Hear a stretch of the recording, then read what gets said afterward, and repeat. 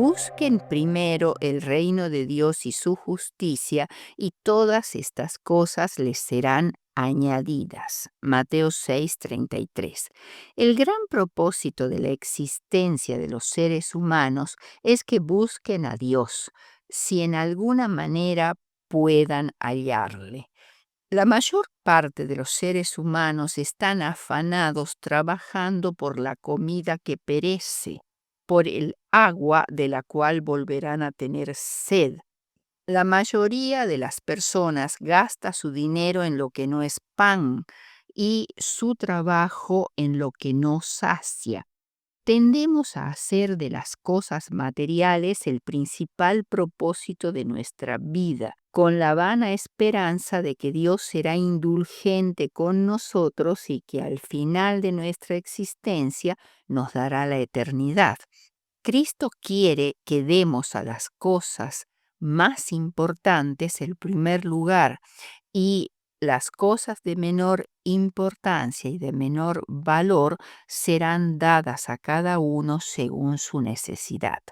Después de 40 años de vagar por el desierto, Israel finalmente puso un pie en la tierra prometida. Sin duda fue un momento emocionante. Sin embargo, desde ese momento estuvieron en territorio enemigo, y los desafíos que los esperaban en esa zona de guerra eran enormes, mucho más allá de su capacidad para superarlos por sí mismos. Por lo tanto, era tiempo de prepararse, pero en lugar de centrarse en las armas, las estrategias y las maniobras militares, necesitaban en primer lugar preparar sus corazones mediante ceremonias que agudizaran su percepción espiritual y celebraran su lealtad al Señor. A medida que avanzó la conquista, estos rituales de renovación del pacto se volvieron a realizar como recordatorio constante de la preparación espiritual necesaria. El primer punto que vamos a estudiar es el pacto en primer lugar. Josué 5, 1 al 7. Cuando los amorreos que vivían al oeste del Jordán y los cananeos que estaban un poco más allá, cerca del mar, es decir, los fenicios, se anoticiaron del gran milagro que Jehová había hecho al secar las aguas del río Jordán, se llenaron de terror. Cruzar el río Jordán, que tiene un largo de 360 kilómetros y un ancho que en primavera, precisamente el tiempo en que lo cruzaron en seco, con las aguas del deshielo del monte Hermón, llega a ser de 1 kilómetro, no fue un milagro menor que el cruce del Mar Rojo.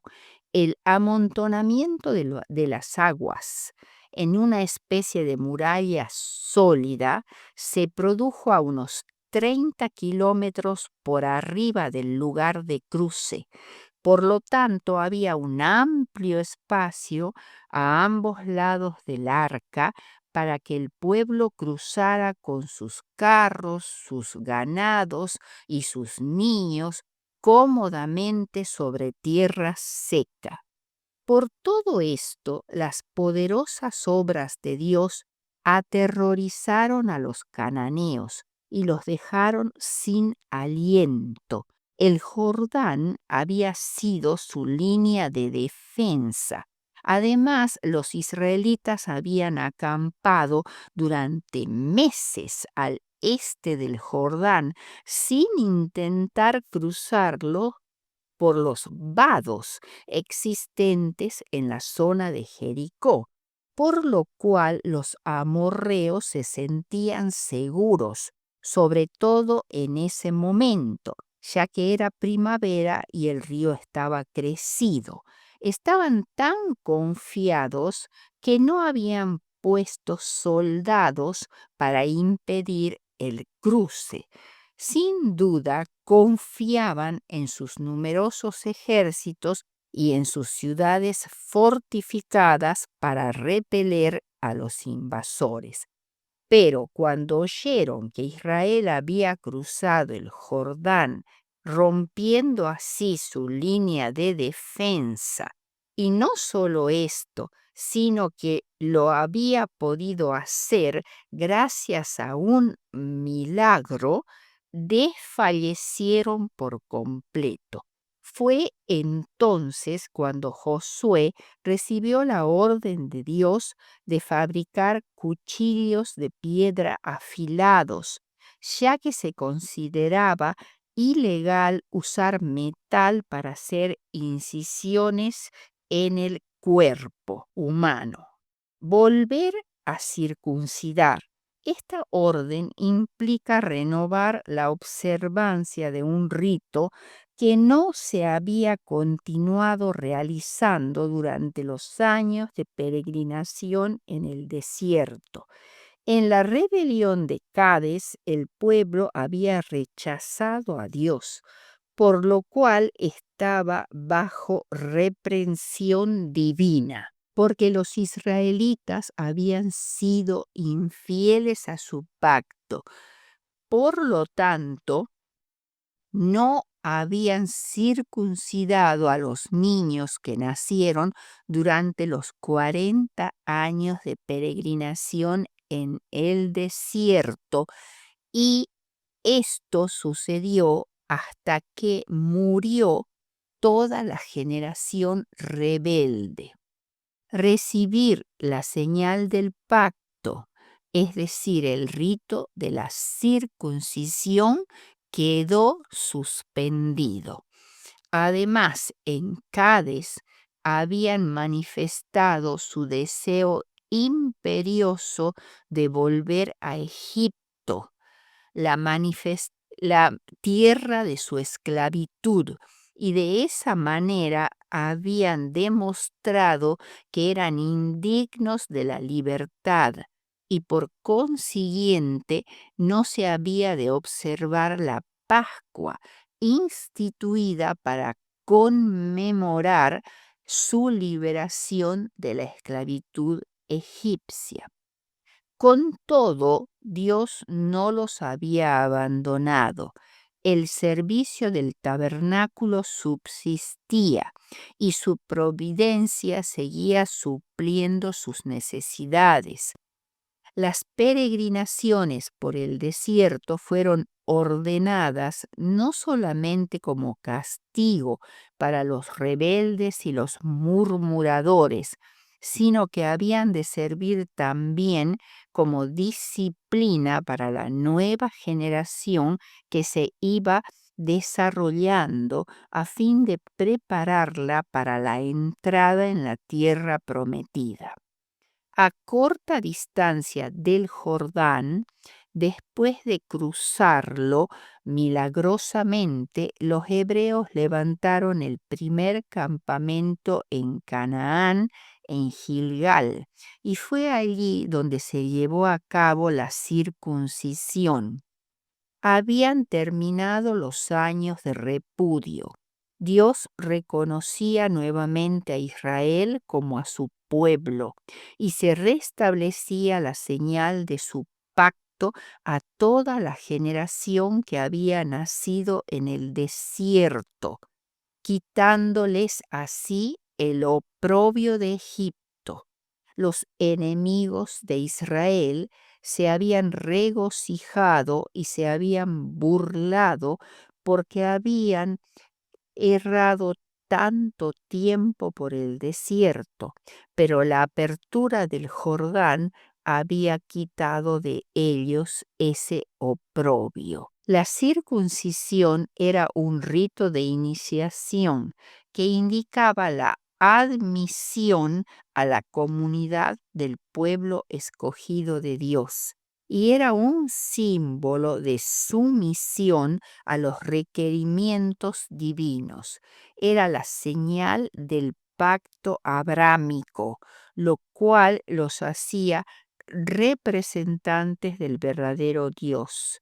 Se usa la palabra circuncisión en muchas partes de las Escrituras en sentido figurado.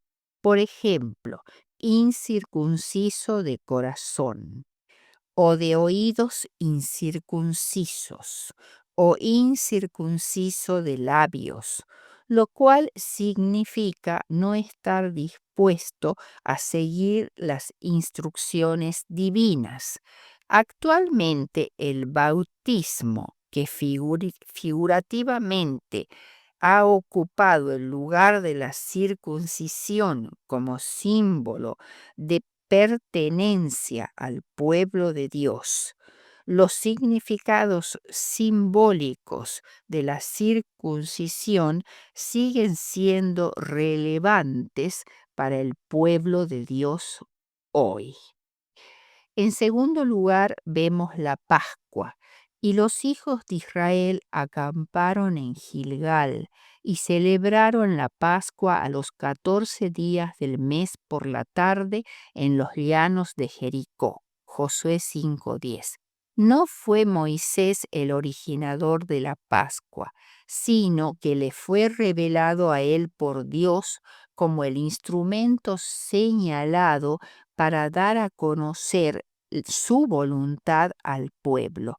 El rito de la Pascua se instituyó cuando Israel todavía estaba cautivo en Egipto, antes del Éxodo. Se realizó el día 10 del mes de Abib, el mes de las espigas, que generalmente coincide con nuestro mes de abril. 4 días antes se debía escoger un cordero o un cabrito de un año, que era muerto entre la 9ª y la 11ª hora, es decir, entre las 15 y las 17 de la tarde. Debía ser un animal sin defecto, ya que representaba a Cristo y por lo tanto un símbolo de su integridad moral. Macho, ya que el cordero reemplazaba al primogénito masculino de la familia. El que era la cabeza de la familia debía ofrecer el sacrificio.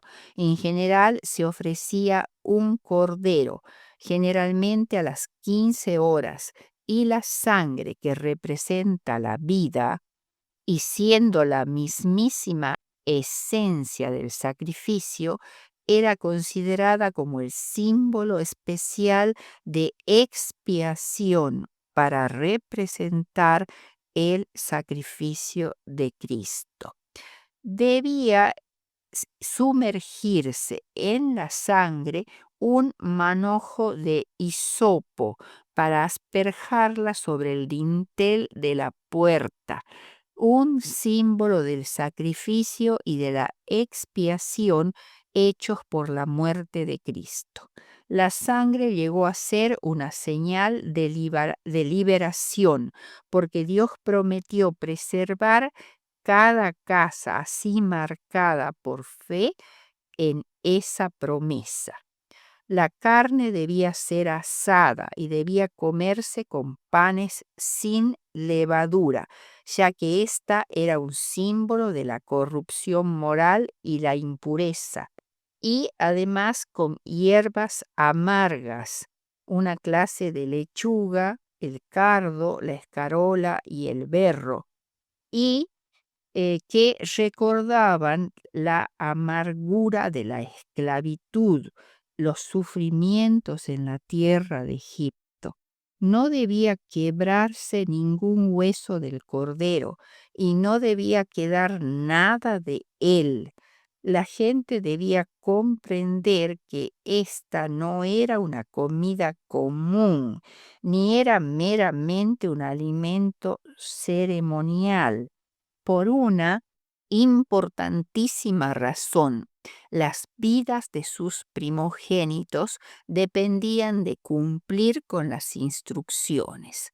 Además, era el símbolo de su liberación, primero de su esclavitud en Egipto y segundo, en un sentido más amplio que no entendían todavía de la esclavitud del pecado.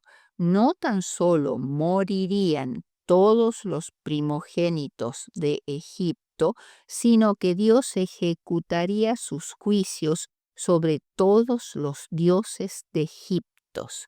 Debían ser muertos los primogénitos de los animales, y esta plaga afectaría no solo al sagrado buey Apis, un animal primogénito, sino también a muchos carneros, vacas, cocodrilos, serpientes, gatos, etcétera, que eran considerados como sagrados por los egipcios. El Señor pasaría por alto a los israelitas, y esta palabra de pasar por alto fue transliterada al griego como Pascha, de donde viene nuestra palabra Pascua. Esta celebración se debía conmemorar anualmente por estatuto perpetuo para Israel por su liberación de su esclavitud en Egipto. ¿Por qué es significativo que Josué eligiera celebrar la Pascua a pesar de la apremiante e inmensa tarea de tomar posesión de la tierra prometida? La celebración de la Pascua en este momento evocaba la intervención milagrosa del Señor entre los egipcios opresores, y cabía esperar otra intervención milagrosa contra los enemigos de Israel, los habitantes de Canaán. Por ello, la celebración de la Pascua en este momento señaló el inicio de una nueva era en la historia de Israel. Además, el Cordero sacrificado no solo recordaba la liberación de los israelitas de la esclavitud egipcia, sino también señalaba su cumplimiento antitípico en ocasión de la muerte del Cordero de Dios, quien nos rescató de la esclavitud del pecado. En la Cena del Señor señala una realidad aún más gloriosa: el ingreso de la multitud redimida en la Canaán celestial, participando de la cena de bodas del Cordero. El tercer punto es altares de renovación. Josué 8, 30 y 31. Entonces Josué edificó un altar a Jehová, Dios de Israel, en el monte Ebal, como Moisés, siervo de Jehová, lo había mandado a los hijos de Israel, como está escrito en el libro de la ley de Moisés, un altar de piedras enteras, sobre las cuales nadie alzó hierro, y ofrecieron sobre él holocaustos a Jehová y sacrificaron ofrendas de paz. Después de la derrota de los hebreos en la ciudad de Ai, Dios anima a Josué, después de haber cumplido su voluntad de limpiar el campamento de pecado, para proseguir la conquista de Ai. Después del gran triunfo sobre la ciudad de Ai, habiendo recibido una prueba del favor de Dios, Josué edificó un altar. Era un momento oportuno para que interrumpiera su campaña militar y renovara su pacto con Dios.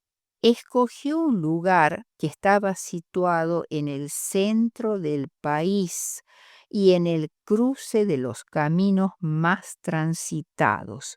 Aunque estaba en medio de un país enemigo aún sin conquistar, Israel no sufrió daño al atravesar territorios hostiles para llegar hasta allí.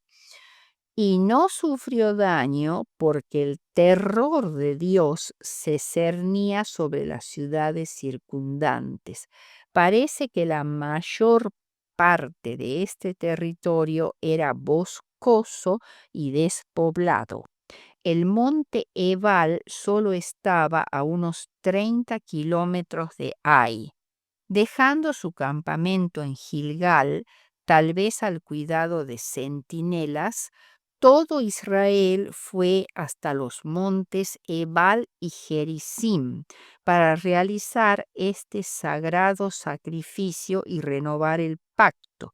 Aunque los israelitas estaban ansiosos de establecerse en sus propias casas, la conquista tuvo que detenerse durante esa larga marcha, mientras asistieron a la solemne ceremonia y volvieron a Gilgal. Así se les enseñó que la prosperidad viene cuando se pone a Dios en primer lugar. Buscad primeramente el reino de Dios y su justicia. Mateo 6:33. El monte Ebal está en el norte y el monte Gerizim en el sur. El valle que los separa tiene poco más de medio kilómetro de ancho y se extiende de este a oeste. Las respectivas cumbres de ambos montes quedan a más de 3,5 kilómetros de distancia. En el punto de más proximidad entre los dos montes hay un valle verde de más de 500 metros de ancho y el estrato de piedra caliza de cada monte forma una especie de anfiteatro natural a cada lado. En ese lugar Abraham había levantado su primer altar en la tierra prometida. Ahora el pueblo se reunía allí con 6 tribus de cada lado del valle. Las 6 que estaban en el monte Gerizim debían responder con un amén después de leerse cada bendición, y las 6 que estaban en el Ebal debían responder de la misma forma cuando se leyese cada maldición. Ciertas salientes de las rocas formaban especies de púlpitos naturales, desde donde la voz de un orador podía oírse en todo el valle.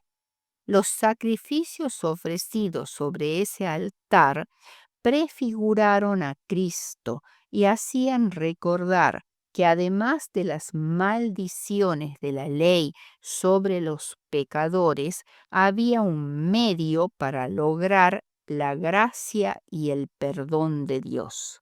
Además, se debía levantar un monumento de piedra junto al altar que debía revocarse, donde inscribieron los 10 mandamientos y la ley de Moisés, que también fueron leídos públicamente.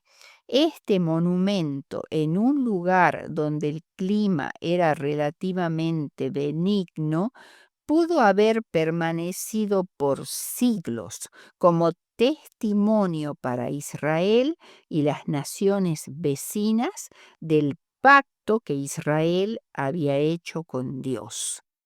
Todos estaban allí: mujeres, niños, extranjeros, ancianos y jóvenes. Todos debían escuchar las palabras del Señor. La ignorancia y el verdadero cristianismo no pueden coexistir. Por eso Dios ha dado gran importancia a la educación cristiana. El quinto punto es anhelando su presencia. Josué 18, 1 y 2. Toda la congregación de los hijos de Israel se reunió en Silo y erigieron allí el tabernáculo de reunión después de que la tierra les fue sometida. Una vez que los territorios asignados a las tribus más grandes al oeste del Jordán, es decir, a Efraín, Judá y la media tribu de Manasés, nada impedía el traslado del tabernáculo de su lugar protegido en Gilgal a Silo. Silo quiere decir lugar de descanso, donde después de 40 años de peregrinación, el tabernáculo del Señor podía al fin descansar. Dios eligió Silo por 3 razones. Primero, era central. Segundo, estaba protegida, era un lugar protegido y aislado. Y tercero, estaba en el territorio de Efraín, al cual pertenecía Josué. Él era de la tribu de Efraín. Así él, como líder de la nación, tendría fácil acceso al santuario siempre que necesitara consultar al Dios de Israel. Era la ubicación más central para todas las tribus, y en ese lugar permaneció el arca durante unos 300 años, hasta que fue tomada por los filisteos en tiempo de los jueces. Toda la vida de Israel giraba en torno al santuario, la sede terrenal de Dios, así como actualmente nuestra atención debiera estar enfocada en el santuario celestial, mientras luchamos en este mundo contra los gigantes de la posmodernidad, y confiar constantemente en la obra realizada por Cristo en la cruz y la que está realizando actualmente en el santuario celestial. Conclusión. En esta lección llegamos a comprender la importancia y el poder de los rituales, que desempeñan un papel fundamental en la conmemoración de acontecimientos importantes de la vida, incluso en estos tiempos modernos. Abarcan la familia, la escuela, el trabajo y los contextos religiosos. Dios usó el poder de los rituales para transmitir los aspectos esenciales de su plan de salvación a la humanidad. Estos ritos del Antiguo Testamento grabaron verdades eternas en la mente de las personas sobre el carácter de Dios, la decadencia humana y el plan divino para superar la brecha causada por el pecado.